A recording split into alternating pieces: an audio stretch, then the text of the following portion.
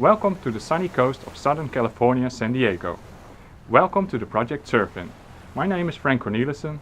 My name is Yihua Liu. And I'm Alan Daly, and we're thrilled you might be joining us at our beach.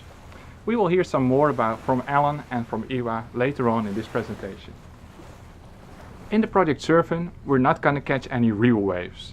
In the project SURFIN, we're studying the sharing and using of research findings from practice-oriented research in the networks within schools and school-university partnerships. This study builds on the fundamental importance of interpersonal relationships and social processes for the development of education and schools.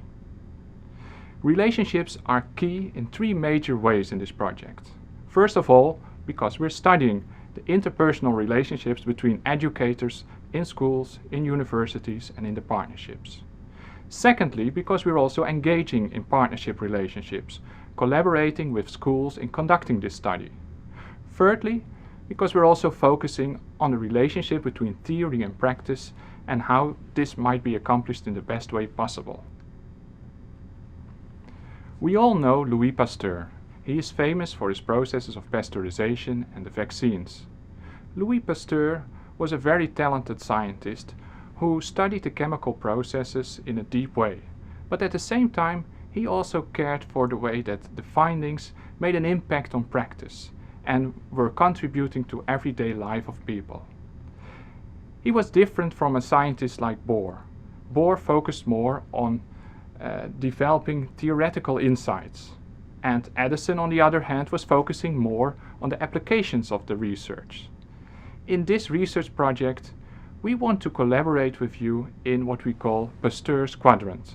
We want to focus on gaining theoretical insights as well as gaining insight in the applications of this knowledge for everyday use in schools and school improvement.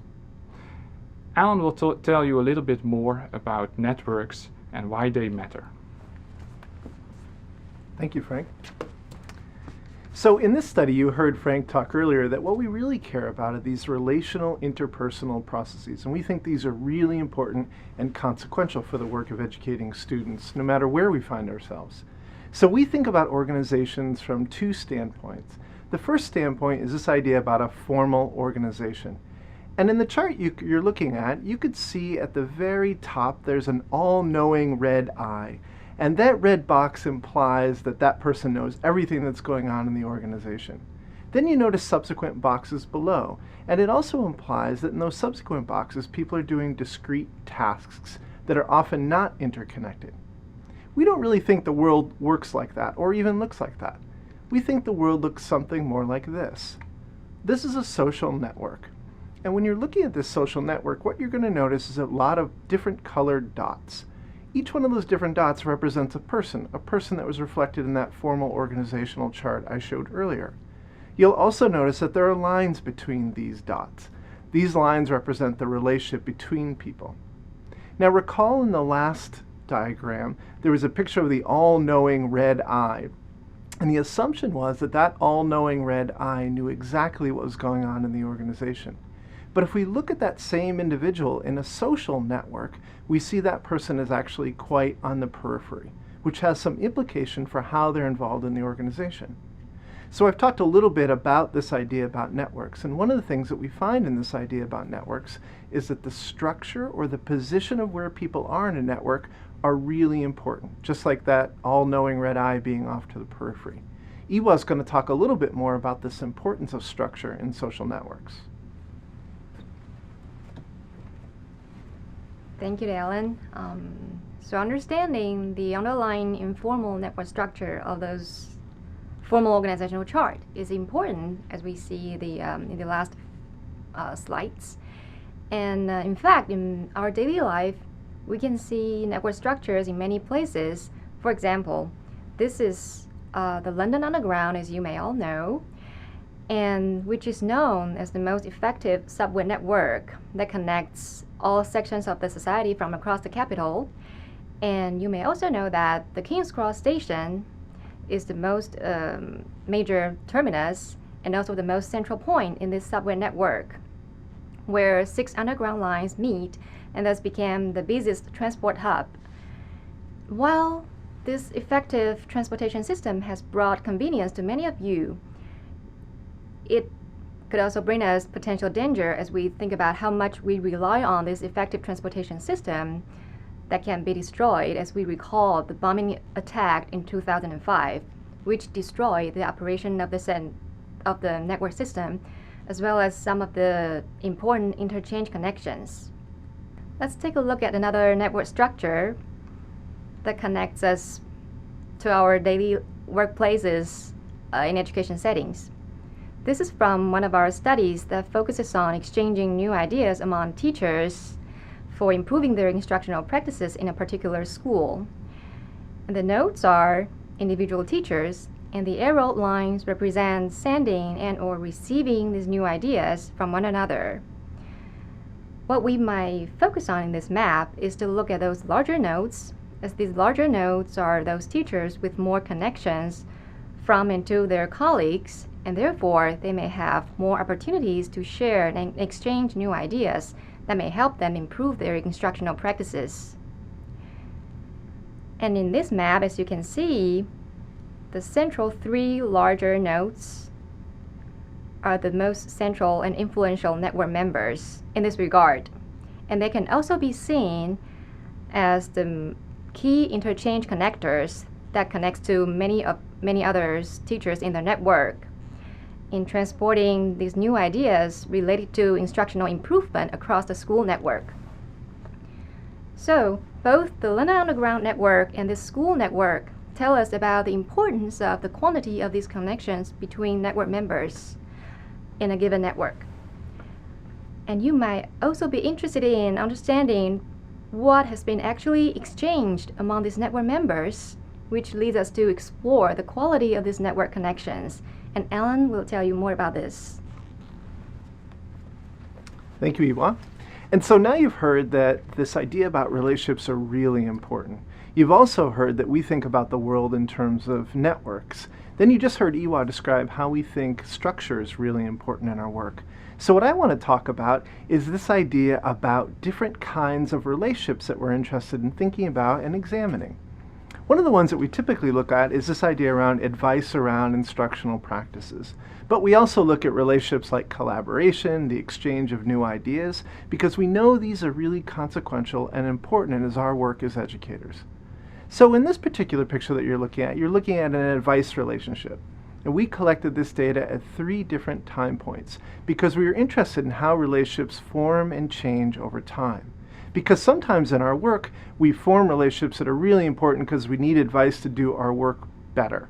And other times, we don't seek advice as often. So part of understanding how our relationships change over time is really significant. So in our last slide, we saw a relationship about advice. In this slide, we're going to see something quite different. Now, it looks a little overwhelming what you're looking at, so let me help explain it to you. The first thing that you probably notice is that there are a lot of green and yellow nodes. Each one of those represents an individual.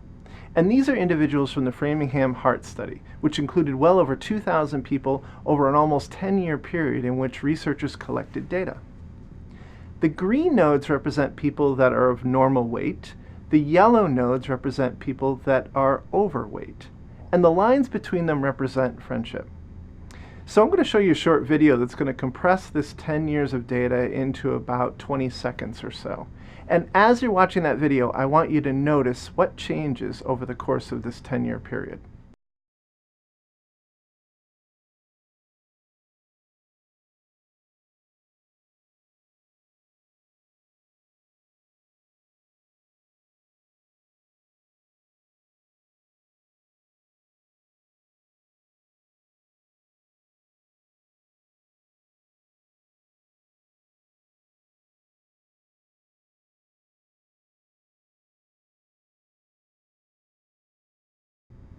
So you probably noticed a lot of movement in there. I hope we didn't give anybody an upset stomach.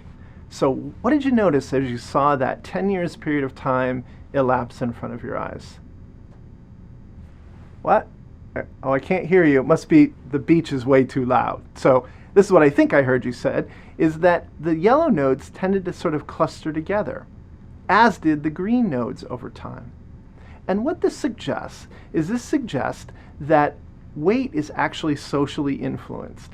That if you have friends that tend to be overweight, you also tend to be overweight. But not only is it those direct connections, it's also those people you're connected to also influence you. So one of the things that's really important about social networks is not only does the structure matter, not only do the kind of relationships matter, but also we can be socially influenced. Understanding that social influence process is really important to us. Let me make it even more clear with some work that we've done in schools. What you're looking at here is you're looking at a teacher that's enrolled in a master's degree program in education. This is an in-service teacher. And if we look at the top graph, you'll notice that there's a red node that represents that teacher that's enrolled in this program, and then that teacher has several connections with 3 other individuals. This is a sharing ideas network, so it means those lines represent the sharing of ideas. Now that top graph represents the first time that student is enrolled in the program. The bottom graph represents their network after they graduated. Now probably what jumps out at you is that same student who's now in the center of the graph, still the same color red, has many more connections, many more opportunities to both share ideas, but to also receive ideas. So we can really work on our own networks to improve them and to strengthen them. And that's what we think our connection to practice is really all about. And so now we've told you a little bit about networks, about what we're interested in, and now Frank will tell us a little bit more about the project in hopes we can invite you to collaborate with us on this important work. Frank? Thank you, Alan. The collaborative research project SURFIN deals with one big question, and that is, how does the knowledge from practice-oriented research from in-service teachers, how is it being shared and used in schools and in the school-university partnership? Do the great ideas from this research flow through the network and impact practice? Our current research partners here in San Diego are the University of California in San Diego and the High Tech High. In the UK, the University of Cambridge. The first 3 years of this project are being funded by the EU. Thinking about partnership relationships between a university and a school, one thing we don't want is the image of the university as the castle high upon the rock studying schools. What we want is to be with our feet both on the same ground, to be in the same sandbox on the same sand of the same beach. Engaging in such a partnership requires that both partners bring their own expertise and knowledge and experience to the partnership work in the study. So for example, schools bring their local knowledge, bring their practitioner wisdom to the kind of partnership, and in the same way universities bring maybe more of their knowledge about methods and theory to the partnership. Together it should result in a fruitful way of studying schools and school networks. The way we usually start this project is with a project overview like this and discussing the features of it. Afterwards, both partners decide if they want to engage in this research partnership. If they both want to engage in the partnership, we transition to phase 2, and that is co-constructing the network survey, which means that both partners think of relevant questions and in a collaboration they design the network survey and its questions. In the following phase, we start with administrating an online survey. Usually we do this more times over one period, so we can see the developments over time that Alan already showed us in the previous pictures. In the final phase, we share back the results of the study. And we have to emphasize that at this point all data is anonymous, so none of the data can be traced back to individual participants. We start sharing and discussing the results, and we focus on what does this really mean for school practice and the practice of school-university partnerships. What we consider the benefits of this participation is first of all, of course, a deeper understanding of the theory behind networks and behind the social processes that contribute to school development. But just like Pasteur, we don't only care for theory development. We also want to develop knowledge that is useful and worthwhile for school improvement.